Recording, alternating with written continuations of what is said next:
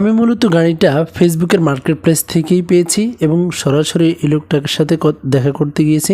তিনি এই অফিসে চাকরি। প্রথমত হচ্ছে আপনি যার কাছ থেকে বাইকটা কিনবেন তিনি আসলে অথেন্টিক কথাবার্তা বলছেন কিনা, আসলে লোকটা কেমন, বিক্রেতারা আসলে কথার সাথে যে গাড়িটা আছে গাড়ির সাথে সবগুলো কথা কতটুকু অ্যাটাচ করে সেই বিষয়টা খুবই বেশি ইম্পর্টেন্ট।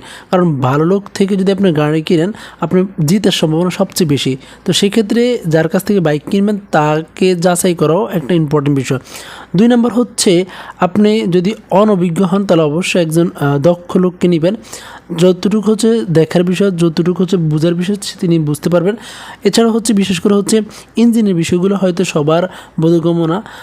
3 নাম্বার হচ্ছে গাড়ির পেপারটা খুবই ইম্পর্টেন্ট। অথেন্টিক লোক থেকে যদি কিনেন পেপার অথেন্টিক হওয়ার কথা, তো পেপার ভালোভাবে যাচাই করবেন। তো বন্ধুরা আপনারা আসলে অনেকে আছে অনেক বিষয় হাইড করে, অনেকে অনেকভাবে জালিত করে।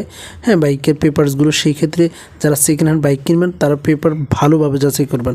আচ্ছা, দামাদামির আগে আপনারা অবশ্যই যে কোনো সেকেন্ড হ্যান্ড মালিকের কাছ থেকে বলে রাখবেন আমাকে নাম ট্রান্সফার করে দিবেন সঙ্গেই, এবং এটা করলে দুজনেরই লাভ। বিশেষ করে হচ্ছে নাম ট্রান্সফার যদি আপনি করেন, ঢাকাতে যদি গাড়ি চালান তাহলে আপনার কোনো সমস্যা হবে না। যদি নাম ট্রান্সফার না করেন পুলিশে 2 মিনিট পরে দেখলেই মামলা দিবে। তো এইভাবে আপনার মামলা খেতে 1-2 হাজার করে অনেক টাকা খরচ হয়ে যাবে। তো সেক্ষেত্রে নাম ট্রান্সফার খুবই ইম্পর্টেন্ট। আমাকে উনি হচ্ছে নাম ট্রান্সফার করতে খুবই ইচ্ছা ছিল, খুবই সময় বের করে আমাকে তাড়াতাড়ি দিয়ে দিছে। এই জন্য হচ্ছে গাড়ি কেনার চেয়ে গাড়ির যে লোকটা ওনাকে যাচাই করারই অনেক বেশি, কারণ